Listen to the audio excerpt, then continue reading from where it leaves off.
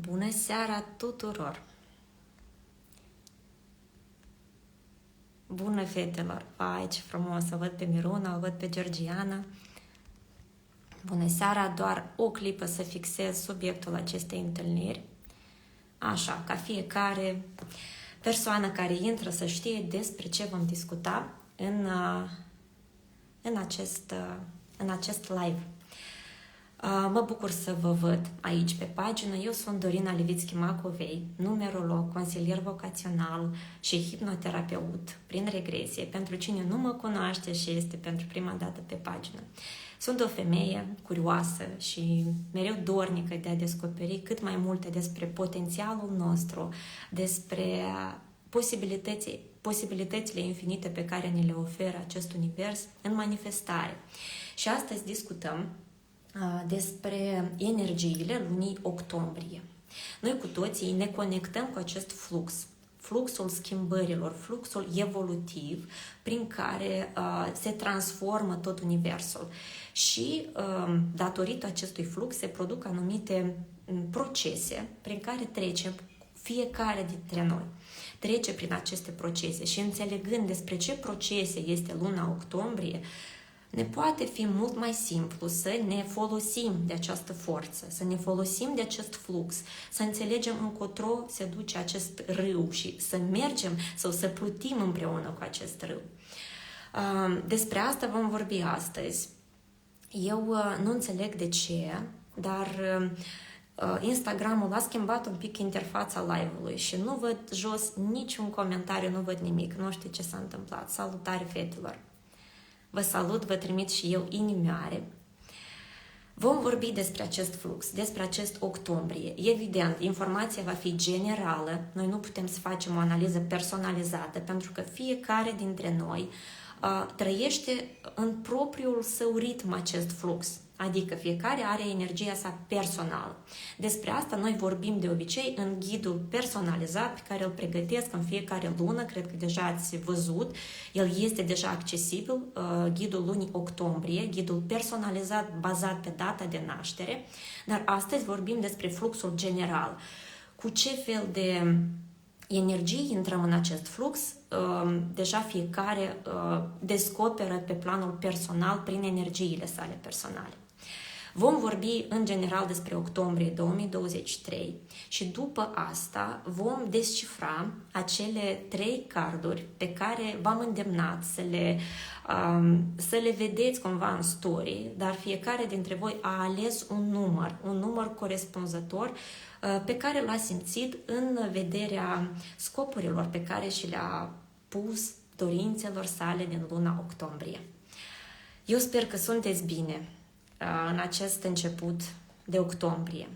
Am avut bună Miruna, am avut bună Natalia, am avut într-adevăr un septembrie destul de provocator, adică au venit multe deja transformări și schimbări și aș vrea să începem cu luna septembrie ca să trecem treptat așa spre luna octombrie, să înțelegem această ciclicitate, despre ce este vorba.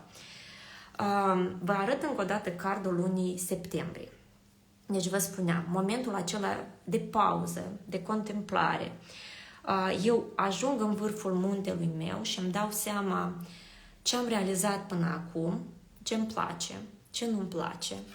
Fac acele concluzii și pe baza acestor concluzii eu formulez ceva. Deci aici deja se naște o lumină interioară care vrea să se răspândească. Ceva ce am de dat lumii.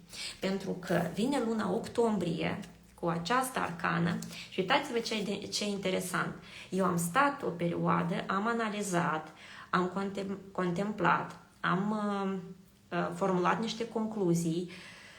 S-a născut această lumină interioară a mea, bazată pe experiența mea personală și toate lucrurile pe care le-am realizat până acum, le evaluez și mă uit cât de multă bucurie mi-aduc ele mie în viață, cât de mult mă ajută această experiență, cum să-mi valorific experiența mea personală. Și acum în octombrie urcăm practic pe vârf. Dacă aici a fost o pauză, aici noi ne manifestăm. Octombrie este despre ieșirea în față. Este 10, energia lui 10, 1 devine 10 sau ajungem și la semnificația celei de-a 10-a casă în harta astrologică. Deci este momentul de a urca pe vârful muntelui și de a arăta acea lumină pe care noi tot am acumulat-o în tot acest an. În septembrie noi am formulat acele concluzii, am ajuns la propria noastră filozofie de viață, am formulat niște idei, am învățat din greșeli, ne-am văzut experiența și acum e momentul să implementăm și să arătăm la ce concluzii noi am ajuns, să începem să acționăm și deja să manifestăm acele semințe pe care noi le-am pus în septembrie chiar, pentru că în septembrie noi am formulat unele concluzii și am ajuns poate la finalitatea unor procese, am încheiat unele procese și vin lucruri noi în viața noastră. Se încep procese noi în viața noastră și 10 octombrie este de fapt despre acțiunea în direcția celor idei pe care noi le-am formulat deja în septembrie. Nu mai stăm prea mult pe gânduri, nu mai visăm prea mult sau tot așteptăm momentul ideal. Prindem momentul, pentru că de ce se numește roata norocului? Prindem momentul când ești pe vârf.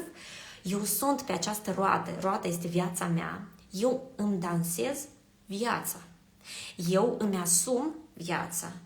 Eu îmi formulez propriile reguli. Da, este instabil, pentru că se începe un ciclu nou, practic. Adică 10-le este despre transformarea lui 1. Transformarea lui 1 la nivelul lui 10. Adică vine și acel 0 care amplifică foarte mult calitățile. Acel 1 a crescut deja. Timp de un an noi deja am evoluat foarte mult și acum este momentul să ne asumăm responsabilitate pentru această evoluție și să începem să manifestăm. Se schimbă regula, se schimbă strategia. Lucrurile pot deveni instabile pentru că intrăm de parcă într-un nou anturaj, pe o nouă înălțime, noi nu știm cum să ținem echilibru acolo. Și va fi necesar să menținem acest echilibru, dar așa cum noi am învățat până acum și din propria noastră simțire.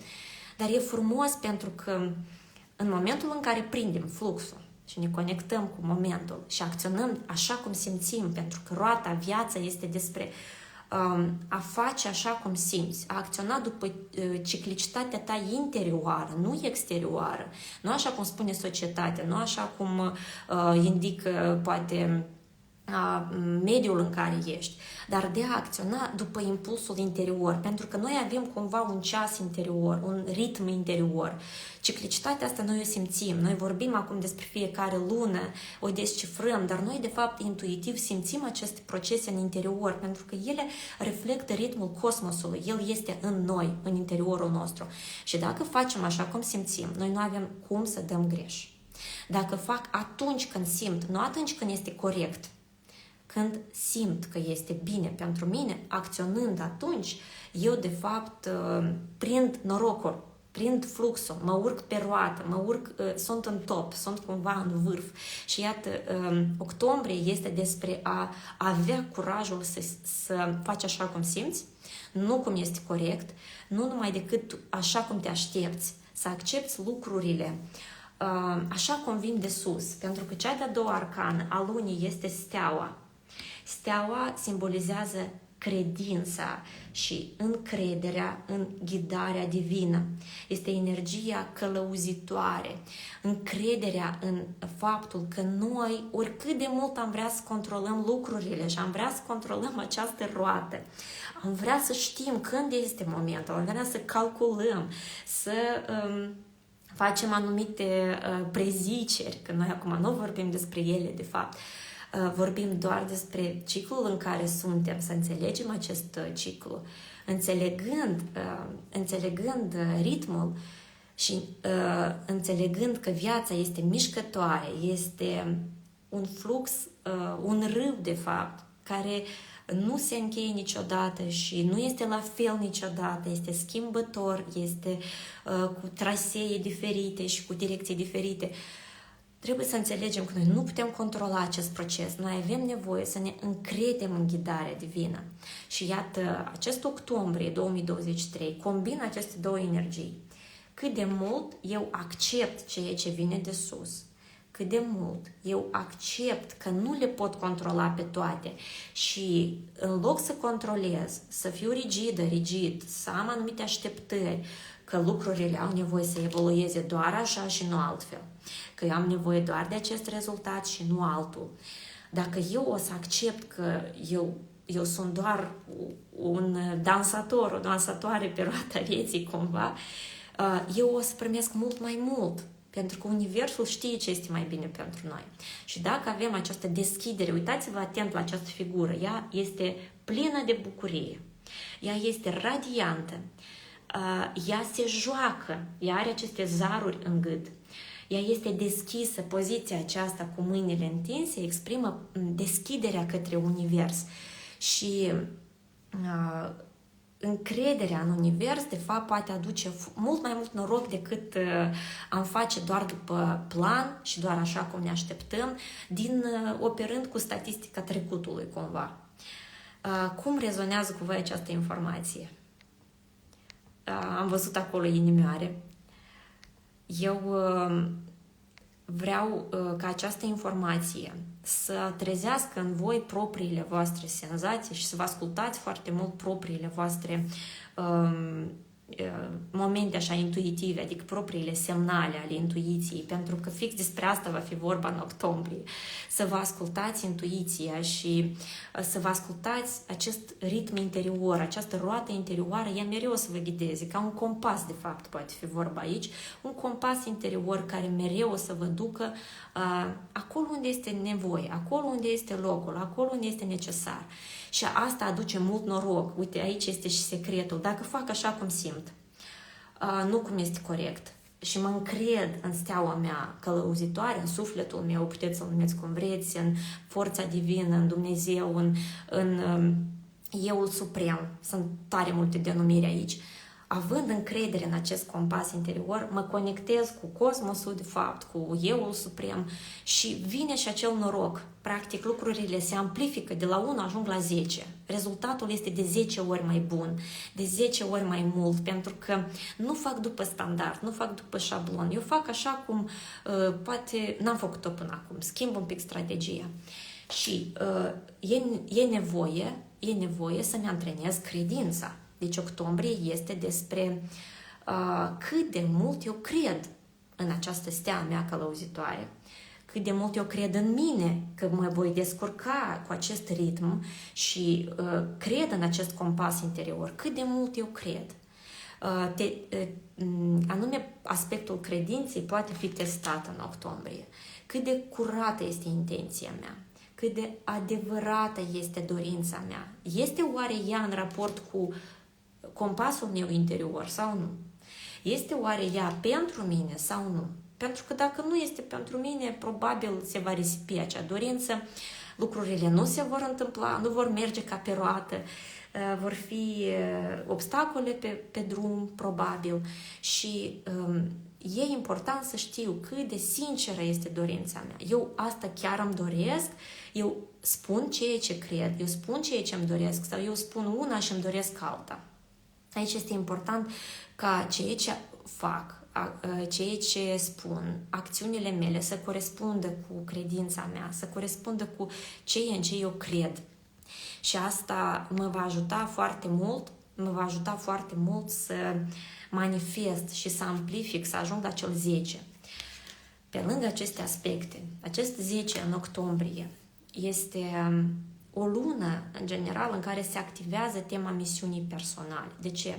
Pentru că 10 în harta noastră astrologică reprezintă casa Capricornului, reprezintă casa care răspunde de manifestarea socială, răspunde de carieră, de statutul nostru social. Și, practic, acel 1 care din prima casă evoluează prin toate celelalte case până ajunge la 10-a casă, el crește și se dezvoltă. Se dezvoltă de la 1 eu spre noi. Acel 10 deja răspunde de colectiv, de masă, de grup, de echipă.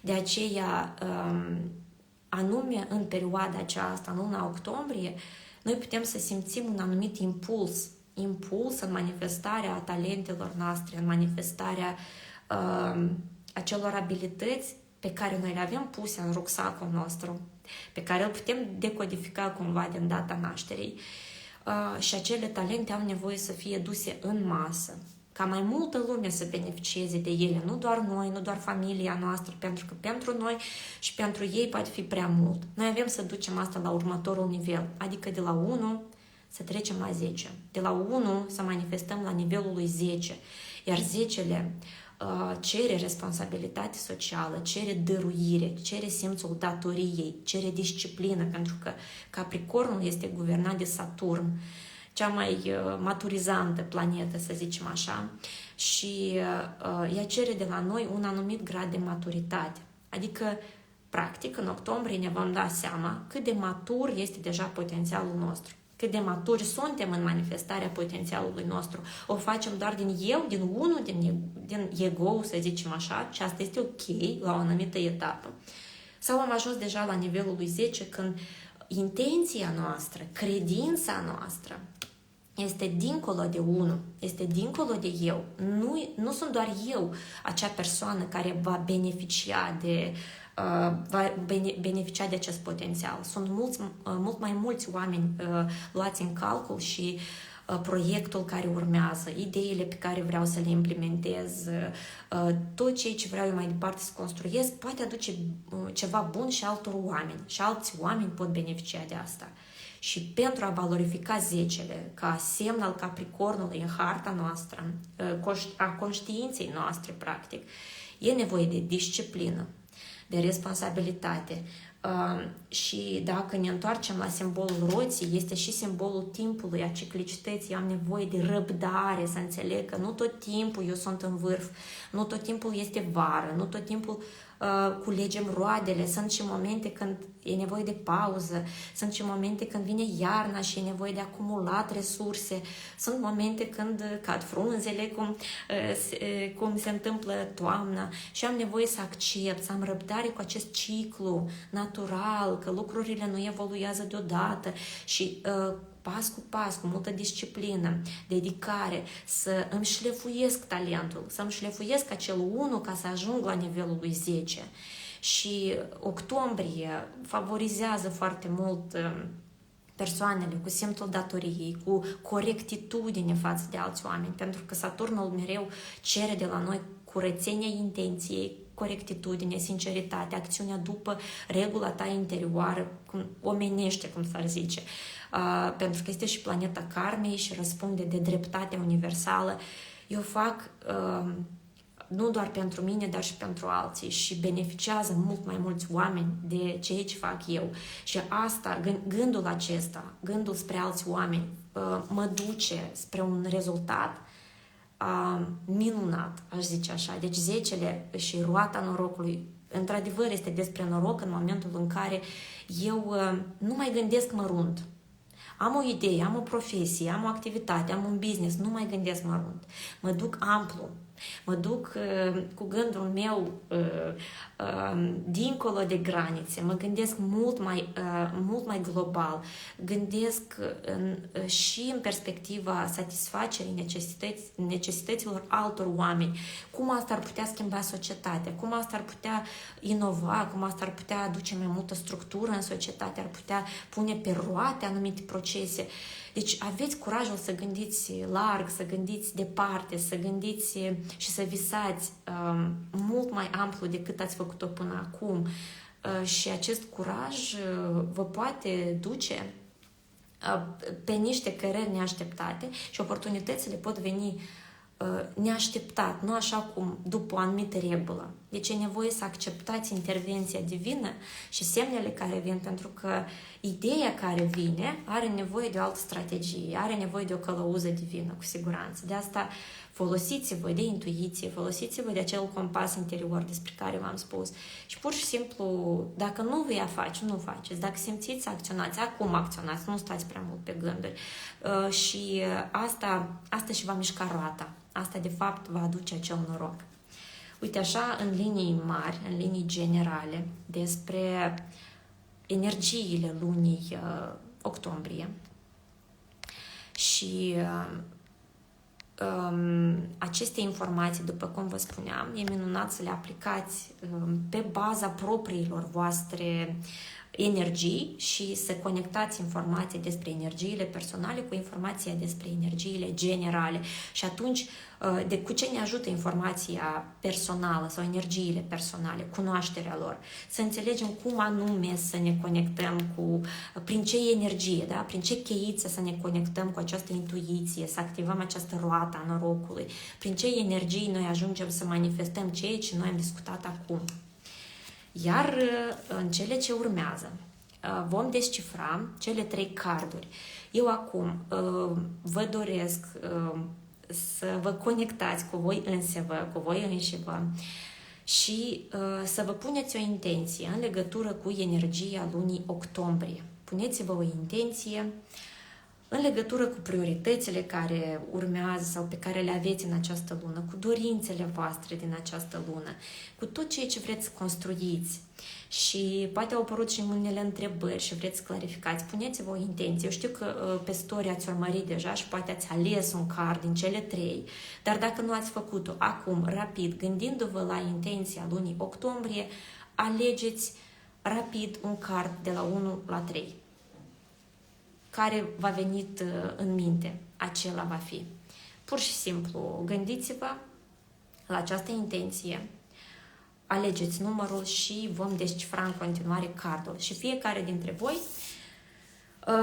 va analiza imaginea care urmează și vă explic cum anume să lucrați cu aceste carduri. Noi nu ghicim aici, nu facem anumite lucruri care...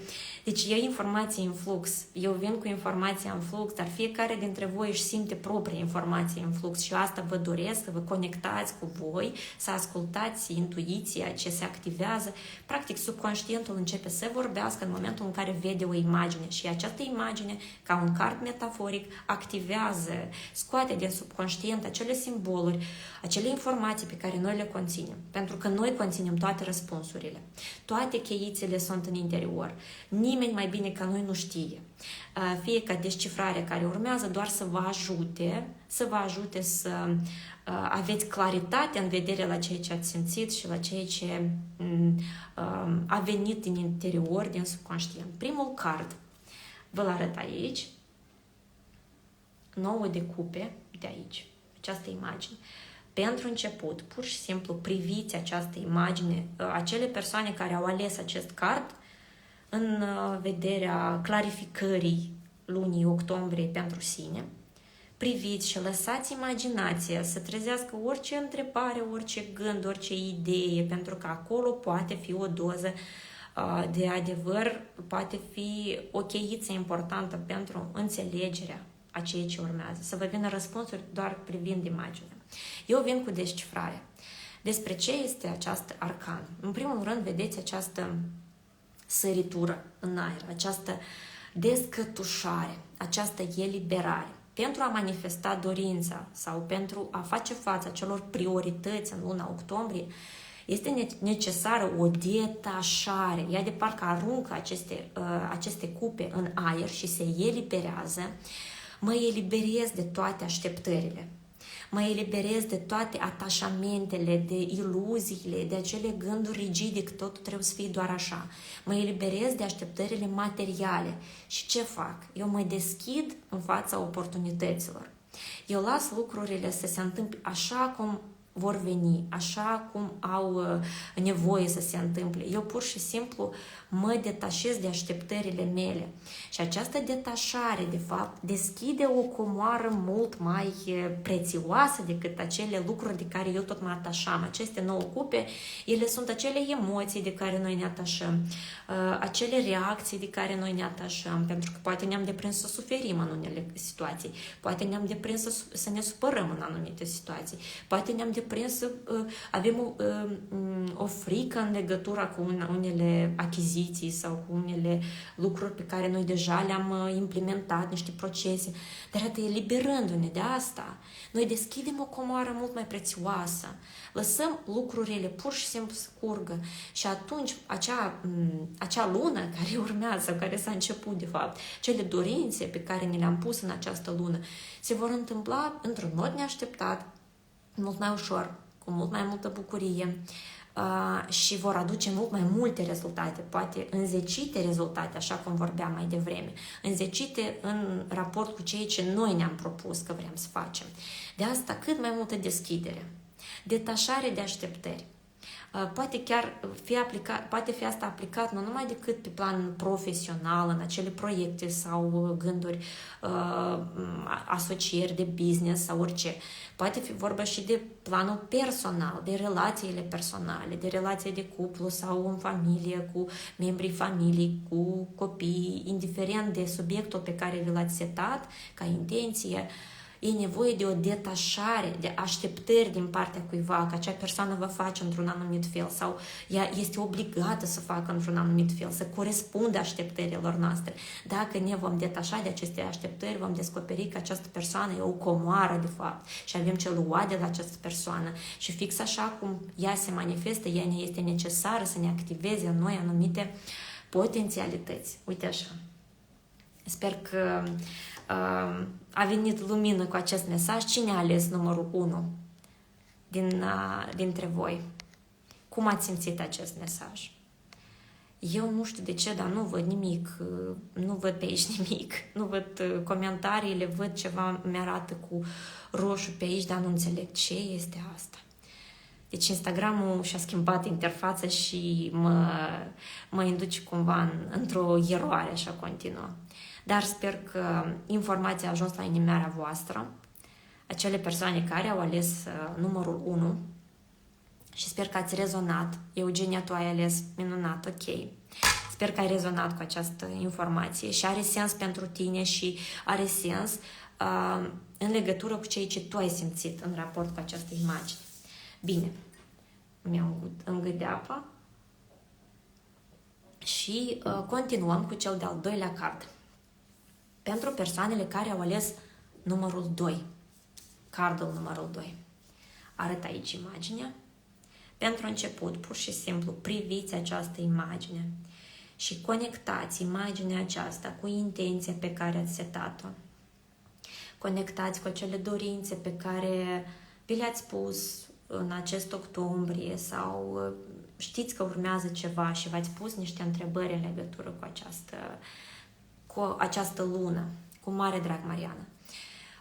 Priviți imaginea și lăsați imaginația voastră să trezească răspunsuri. Orice, poate veni orice. Pur și simplu priviți și conectați-vă cu ea. Eu vin în susținere cu o descifrare care să vă aducă claritate și confirmare necesară la ceea ce simțiți deja.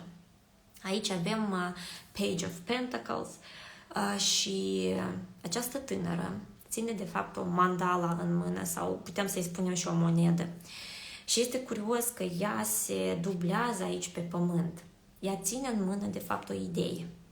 Ea ține în mână o dorință, un proiect, dorința de a face ceva, de a implementa ceva. Și iată, luna octombrie este luna ideală pentru a manifesta deja ideea pe care tu de mult o ai în mâna ta. Și nu mai e necesar să visezi, nu mai e necesar să procesezi și tot să amplifici, să colorezi acea idee în mintea ta, să aștepți momentul potrivit și să privești ideea ca pe ceva foarte îndepărtat. Ideea este în mâna ta. Tu deja te gândești la ceva, tu deja ai creionat foarte bine schița, modul în care asta se va manifesta. E momentul să o aduci pe pământ. E momentul să-i dai start. E momentul să faci ceva concret pentru ideea ta. Adică pe plan terestru, să faci ceva pământesc pentru ideea ta. Adică să aplici unele tehnici concrete, să apelezi la niște soluții practice, concrete, pământești pentru a lua și a implementa. De exemplu, tot activai într-un domeniu și vrei să te duci la un nou nivel, dar poate, de exemplu, nu este oficializată activitate. Te duci, semnezi, te apuci, da? Sau închiriezi acel spațiu și te apuci să creezi acele produse, să creezi acele servicii acolo. Deci, pur și simplu, ieși și acționezi.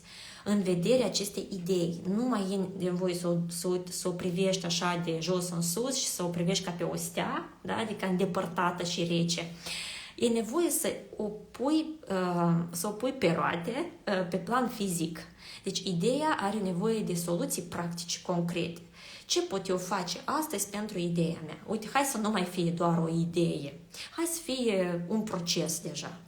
Ce pot eu face? Uite, mă pot apuca de asta, pot vorbi cu acea persoană, pot face primul pas. Nu e nevoie să sar, nu știu la ce depărtare. Adică e nevoie de un pas mic, al doilea pas mic, al treilea pas mic și pas cu pas eu ajung să implementez ceva ce mi se pare atât de măreț, atât de îndepărtat, că asta niciodată nu voi putea realiza. Acționez. Pur și simplu iau și acționez și în acest proces eu mă concentrez. Nu mai fuge mintea în 10 direcții, nu mai zboară în gândul meu pe nicăieri. Eu pur și simplu iau și acționez. Concret, uite aici, în centru este piciorul meu, aici rămân, mă înrădăcinez, mă fac acel grounding, mă așez și acționez. Pur și simplu. Wow, minunat, mulțumesc! Îți mulțumesc și eu, Simona. Deci, cred că informația a ajuns fix la inimioară, nu? Deci, asta este pentru cei care au ales cardul numărul 2. Cine a mai ales cardul numărul 2? Ce idei aveți voi acolo că tot așteaptă pe poliță și încă nu au ajuns la manifestare? Analizați ce vă face inima să vibreze, ce trezește entuziasmul, ce aduce bucuria, pentru că roata norocului în octombrie este despre bucurie, despre joacă. Avem nevoie să scăpăm de unele strategii vechi, acele strategii care ne țineau poate în anumită suferință, așa, în acel trebuie și să începem să ne bucurăm mai mult de viață. Dar bucuria vieții vine în momentul în care acționezi după compasul tău, după această roată interioară. Ok. Și acum continuăm cu numărul 3. Deci pentru cei care au ales numărul 3 ca călăuză pentru sine în acest octombrie. Vă arăt imaginea și pentru început. Pur și simplu conectați-vă cu această imagine și lăsați imaginea să trezească orice gând, orice întrebare, orice idee. Poate vă vin unele așa sugestii. Subconștientul acum pur și simplu poate rula ceva și conectați această imagine cu întrebarea sau intenția pe care v-ați pus-o în acest octombrie sau cu cei ce urmează în acest octombrie. Știți că urmează ceva în acest octombrie. Avem aici Four of Pentacles, iarăși Pentacles, adică este vorba de planul material și intențiile puteau fi legate de acest plan material sau chiar financiar. Deci priviți această femeie. Această femeie a ajuns deja să aibă un fundament financiar. Da? Deci ea deja a adunat anumite lucruri, a strâns anumite comori în experiența sa sau pe plan material, deci anumite comori materiale sau comori intelectuale, comori spirituale. Ea a adunat deja foarte mult și este vorba de faptul că voi ați adunat deja foarte multe lucruri. Experiența este tare bogată. Această sacoșă este plină cu monede, de fapt. Dar este important în acest proces să nu vă atașați de aceste comori și să vedeți în ele sensul. Adică sensul să nu fie acumularea. Sensul să nu fie adunarea celor resurse. Pentru că focusarea pe procesul de adunare vă îndepărtează foarte mult de planul social chiar. Vă îndepărtează de scopul, de acel 10 despre care am vorbit mai devreme, de societate. Adică eu acest potențial al meu am nevoie să-l duc aici, în lume, în societate, nu să mă izolez de el.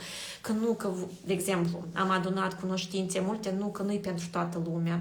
Eu nu sunt gata să împărtășesc, nu toată lumea o să mă înțeleagă, nu toată lumea nu este demnă să primească această informație. Deci fiți gata să dăruiți. Ați acumulat foarte multe deja bogății, experiențe. Fiți gata să dăruiți. oamenilor, pentru că asta va deschide încă mai multe comori, va deschide accesul spre mult mai multe resurse și această experiență, bogăție acumulată, ea va aduce rezultat înzecit, așa cum vorbeam mai devreme, conform energiei acestei luni, va aduce rezultate înzecite dacă vă veți gândi nu doar la propria persoană, dar și la cele beneficii pe care acest produs, acest serviciu, această experiență o poate aduce și altor oameni. Cum ceea ce am făcut eu până acum, experiența mea, resursele mele personale, cum ar putea ele fi de folos societății? Cum ar putea fi ele de folos altor oameni? Cine ar mai putea beneficia de experiența mea, de ceea ce am făcut eu până acum? Fiind gata să dăruiesc, eu o să primesc mult mai mult. Și mereu să vă puneți întrebarea, care este scopul? Care este scopul? Este acumularea? Este să am acea poșetă plină, mereu plină și să mă țin de ea?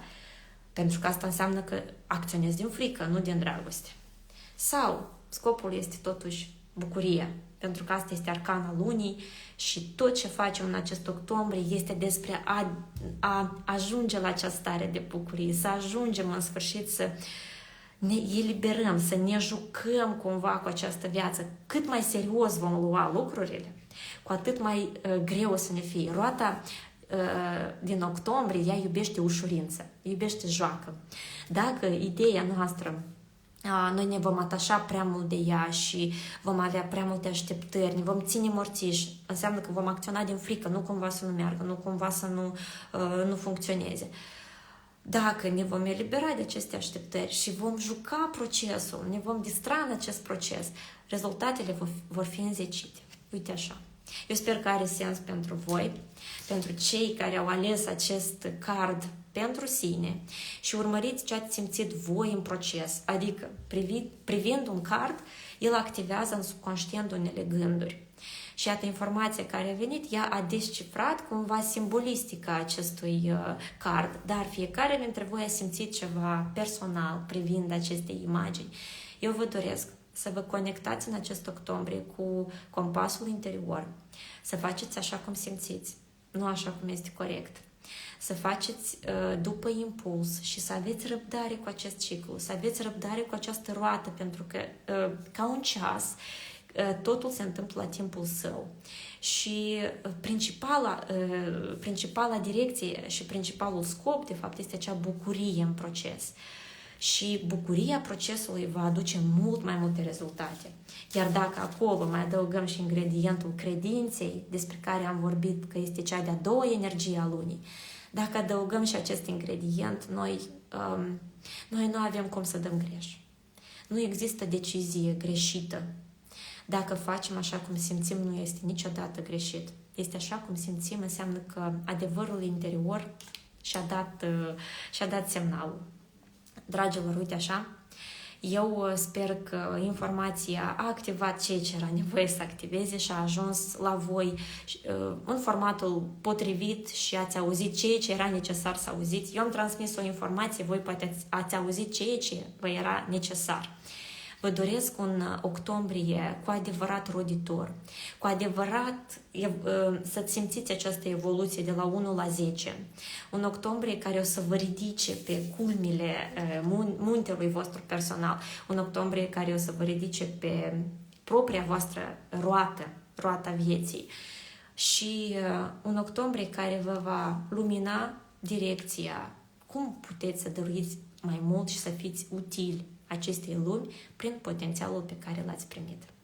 Eu vă doresc să aveți o seară minunată, un octombrie minunat, cât mai multă credință în sine, cât mai multă credință în intențiile și dorințele voastre, în cele sincere dorințe ale voastre și rezultate înzecite, acolo unde evident le doriți și lucrați în acea direcție ca să le aveți.